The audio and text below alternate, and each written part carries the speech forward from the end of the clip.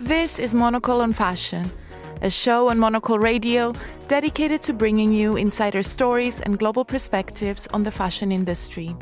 I'm Natalie Theodosi, Monocle's fashion director and your host. For this episode, I sit down with Rosh Mahtani, founder of the beloved London-based jewellery label Alighieri.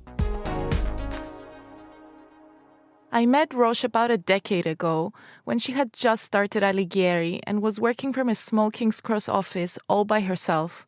Since those early days, Rosh stood out for her thoughtful approach to jewellery design. Inspired by literature, particularly Dante Alighieri's poetry, she sought out to create real talismans. Every Alighieri piece has a story behind it, a hidden meaning to uncover. Whether it's the signature Leone medallions designed to bring you strength and courage, or the poet's pencil necklaces, a newer design featuring a pencil in a silver case to encourage you to put pen, or in this case pencil, to paper and document your thoughts and moments of inspiration. What's even more impressive is that Mahtani has chosen to focus on the costume jewellery category, offering competitive price points, yet not compromising her commitment to craft and quality. Her collections are in fact handmade by a Cypriot family located in London Historic's Hatton Garden for generations. We spoke about the importance of investing in those human connections, whether it's the artisans crafting her jewellery, friends of the brand, or customers who often get together over food, poetry readings, and other such whimsical gatherings. Plus, we find out what's next for the brand, which might have blossomed into a much bigger international business by now, but remains extremely personable. Rosh gives us a preview into the design process of the brand's latest collection, shares her plans for her growing home collections, including a participation in the design salon Matter and Shape in Paris this spring, and she offers some great reading recommendations too. Let's hear from Rosh Mahtani, founder of Alighieri.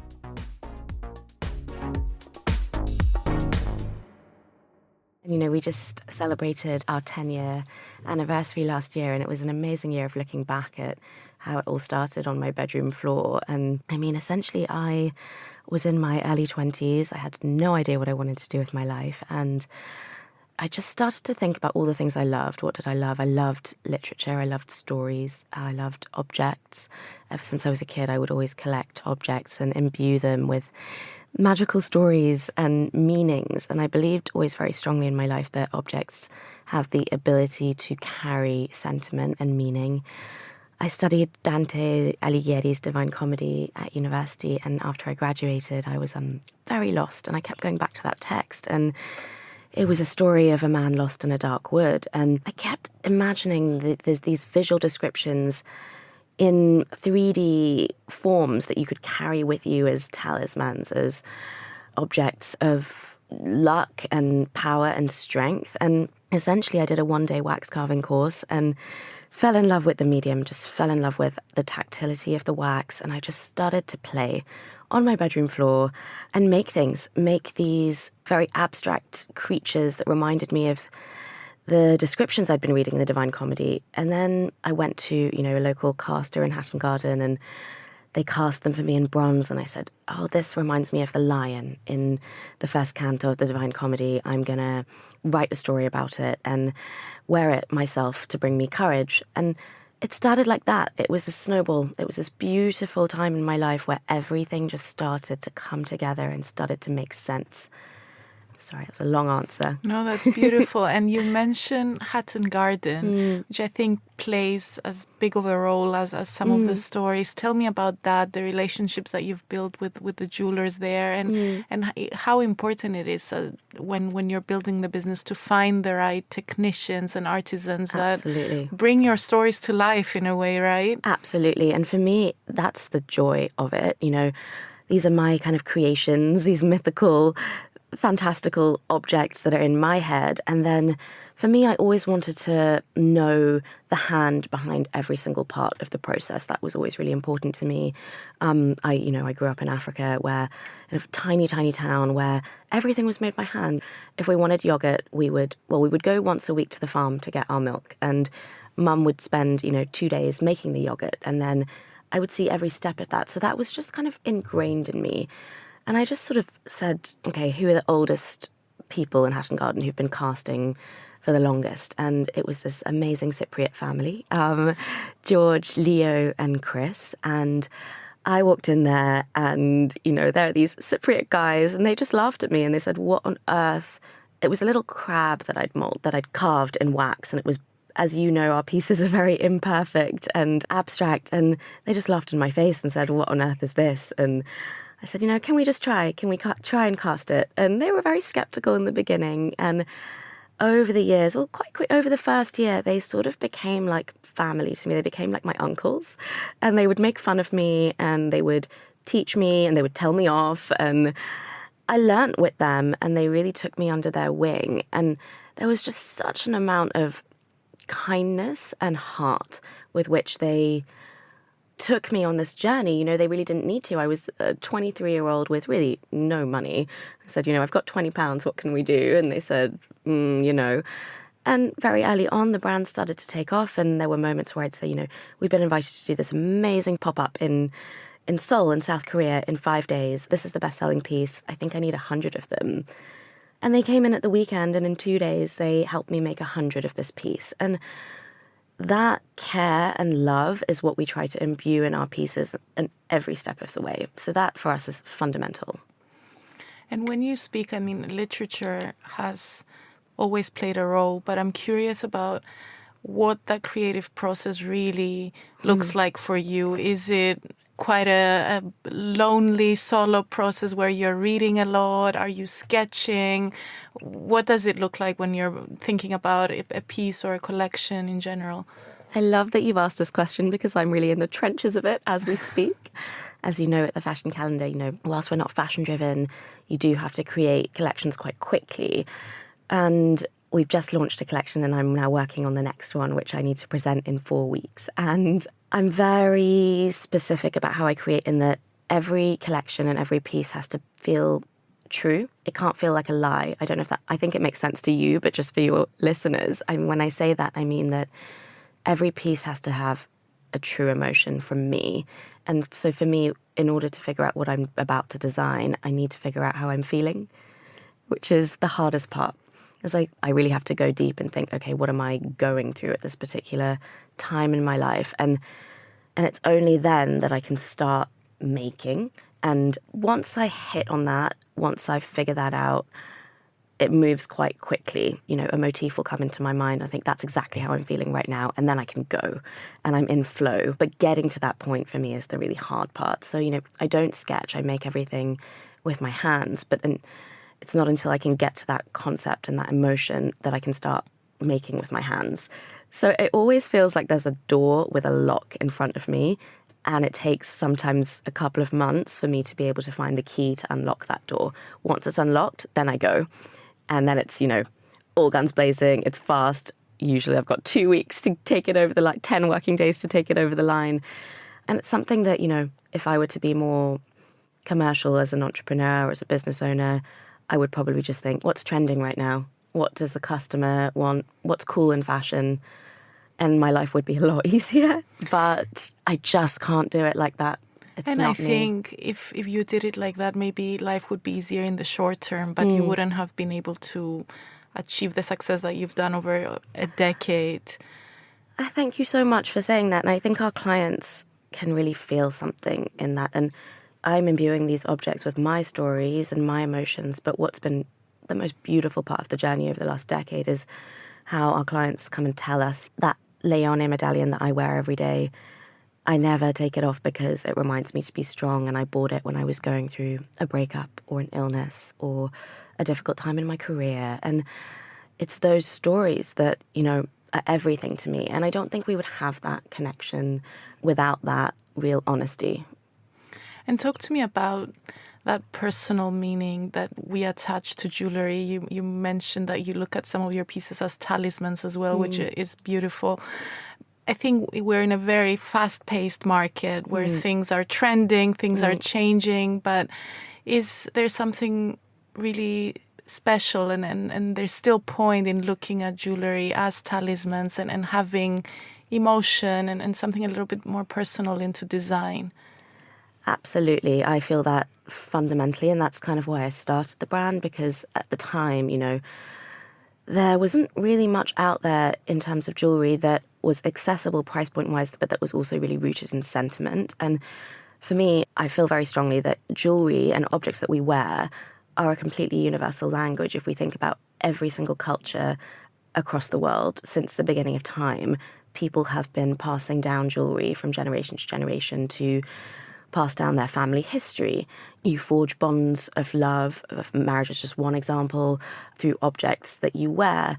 You hunter-gatherers would create objects that they would wear around their neck to ward away lions and predators. And I think it is literally intrinsic and it's in our blood, I think. And I think what's beautiful and what's so important, especially today in a world where the world is so fractured and there's so many divisions and politically, religiously, it's really tough. It's so important to look to these objects that create this kind of common universal language of love, of friendship, of family. I think that's in our blood as humans. And I don't want to veer off this beautiful creative conversation, but you mentioned that you saw a need for jewelry that has this meaning, but also it's offered at an accessible price point. And I think that's why you really hit the mark and also built a really strong business. Tell me about that side of things. How important was the price point and building the brand off of that? I was a kid when I started this, but my father, he grew up with really very, very little. He didn't really have anything. And he started a shoe business, a shoe shop in Africa. And then he went on to do lots of different businesses, and many times they failed, and then he would have to start again. And so I grew up with, I was just surrounded by the mentality of, entrepreneurship, but in a really natural way of, what do you buy something for? What do you sell it for? You never spend money that you don't have. That very kind of grassroots way of approaching life. And I think that stayed with me. Initially, when I started Alighieri, I was creating pieces for myself that I could afford, that I would be able to save up for at the age of 23, 24. And that is a mentality that really has served me of I am my customer. So what would I pay for that? What would I be able to afford? And, as we've grown, our customer has grown with us and people have come back to us for their engagement rings and their budget starts to grow. So price point was important to me. I would see fashion brands when I was in my early 20s charging, triple the price for something that was made potentially as, a moneymaker, let's say, in the industry. And the quality wasn't put at the forefront and it was brand over substance, which, I'm not disparaging that. That is what the industry can often be about. But I felt very strongly that I wanted Alighieri to be about good quality at a price point that was fair. And, we're not making extreme margins. We're not making it abroad in order to try and so that I can, make millions. It's not about that. It's about making it fairly, making it well, and giving it to the customer at a price point that doesn't make them feel like they're being fleeced or ripped off, and also making it accessible for people, for where I was, for the 24-year-old that I was. So that was always important to me. Definitely. And I think in the past, it was either you could invest in fine jewelry or the fashion category, or exactly. It was looked down upon a little bit, or you knew that you're getting something that's going to last you a year at best, and then you throw it away. But I think you've really kind of brought the fashion jewelry category into kind of a new level, and people see it differently now that it's also an investment. It's also something that you can keep if it's made well. And no, thank you. It means a lot. And I think, there's something also to be said about when you care about the things that you're wearing and you know that how they're made and they have a meaning to you, you also look after them in a certain way, right? The value of it And the longevity of it is, it's a precious thing. So, you don't wear it in the sea. You look after it because it's special to you. And I love that. I love going back to, the mentality of our grandparents' generation. If you would, polish your shoes once a week and put them back in their shoe bag and their box, and you look after it because it's special to you. And then, over time, like a pair of shoes, you wear it, you resell them. That it's not something that is to be discarded. It's something that means something to you. And our clients now 10 years in come back to us and they say, I've been wearing it for 10 years. I'd love to give it a little revamp. So we replate it. We can create a new chain.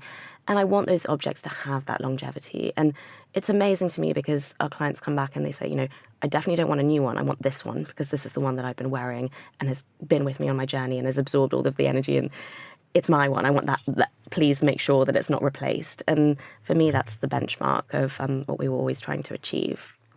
And you mentioned that you are now preparing to launch a new collection. Any clues that you can give us as to the inspirations? What can people expect from it?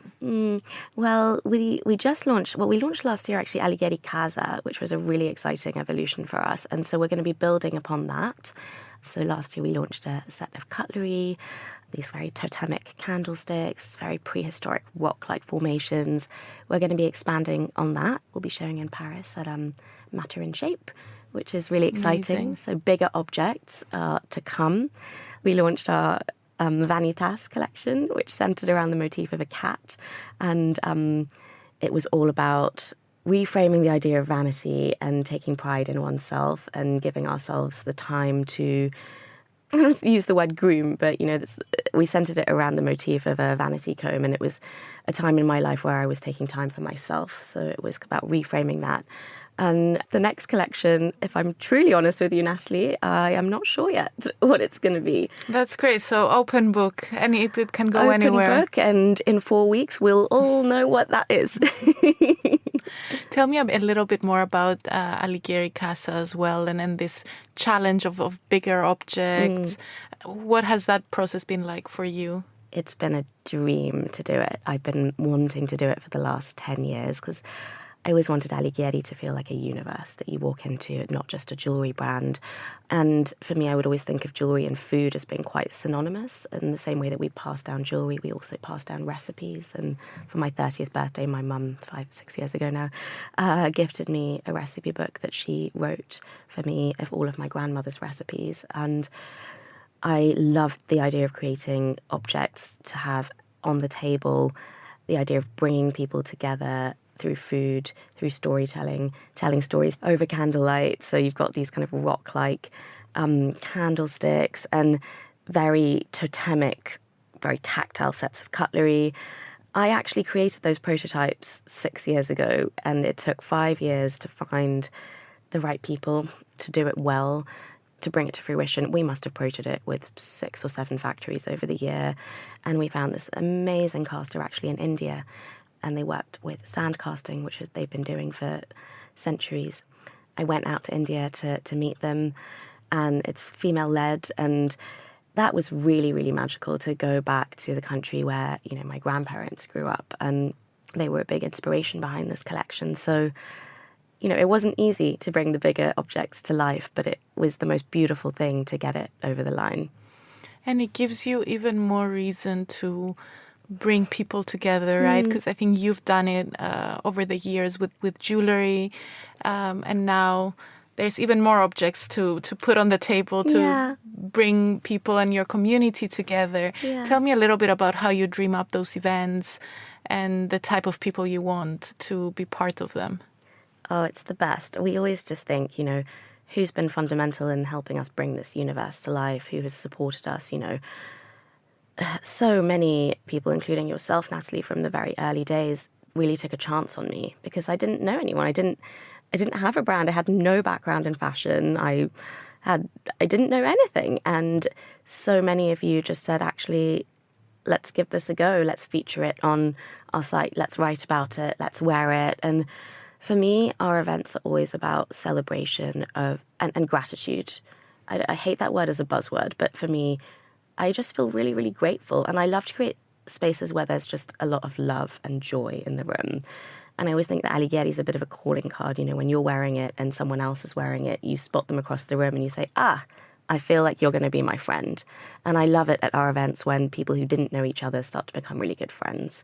That, for me, is the whole purpose of what we're doing. Yeah, you're right. I think there's deeply personal meanings to the jewellery, but also there's conversation starters. You spoke about vanitas.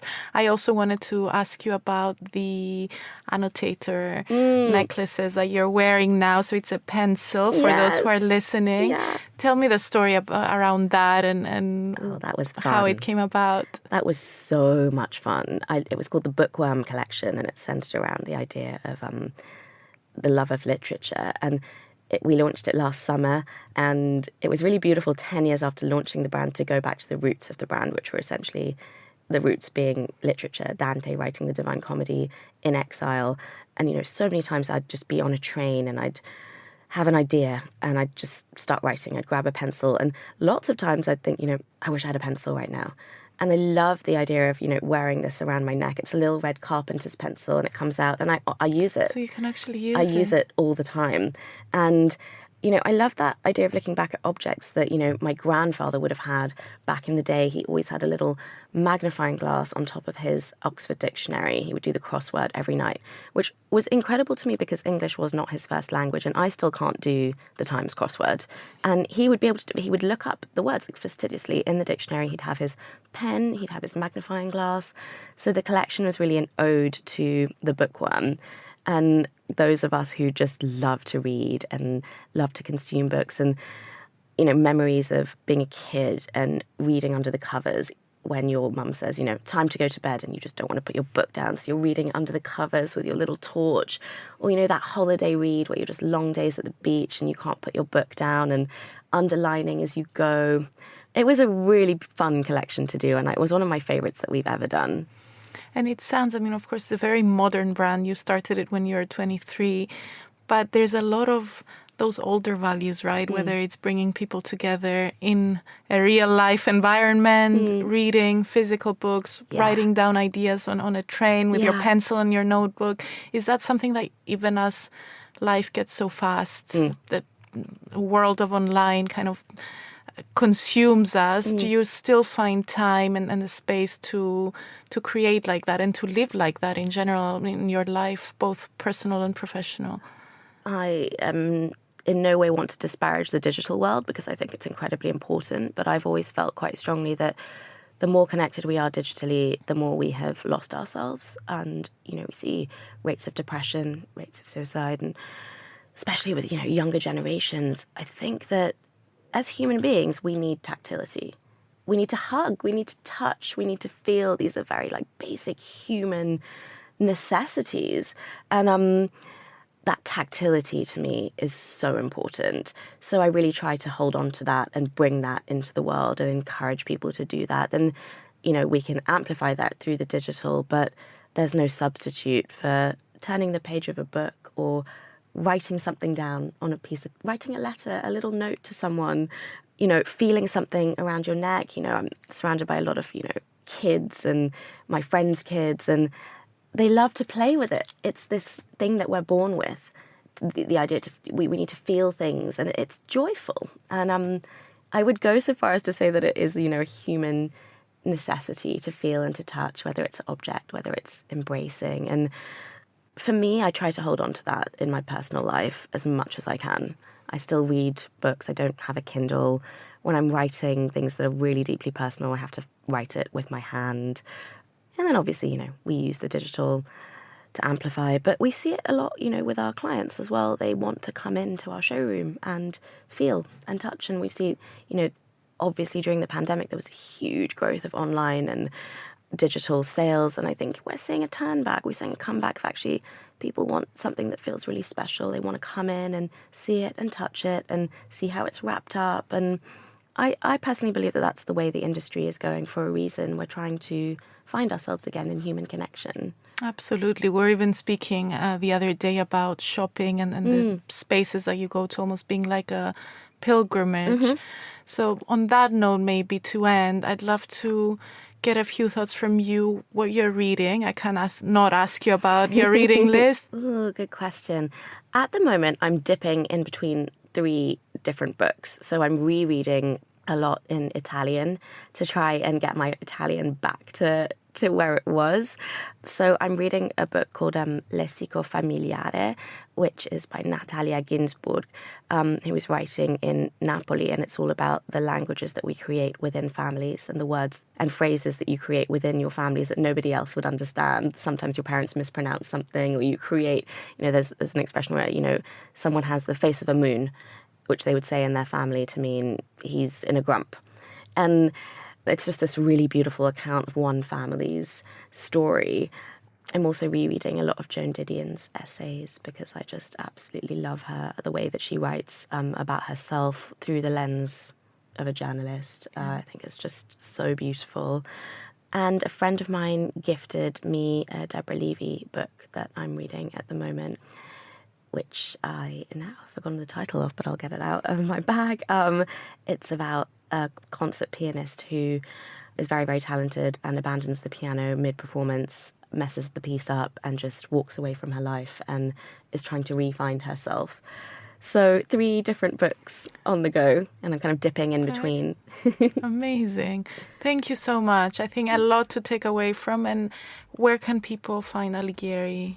So you can find us, we have our showroom in Hatton Garden, so you can come and visit us there. You can buy online on alighieri.com. We sell with Net-a-Porter and Liberty, and hopefully later this year there will be another physical magical space to come, which I'm really excited about. Okay, so hopefully we'll catch each other again later in the year when that comes through. Exactly. Great.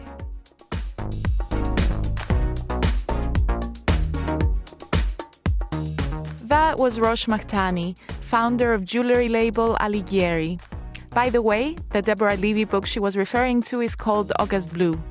And that's it for today's show. Make sure you subscribe and stay tuned for more big interviews, Fashion Week briefings, and behind-the-scenes conversations with Monocle editors, all coming up in the next few weeks. Today's episode was edited and produced by Lily Austin. I'm Natalie Theodosi. Thank you so much for listening.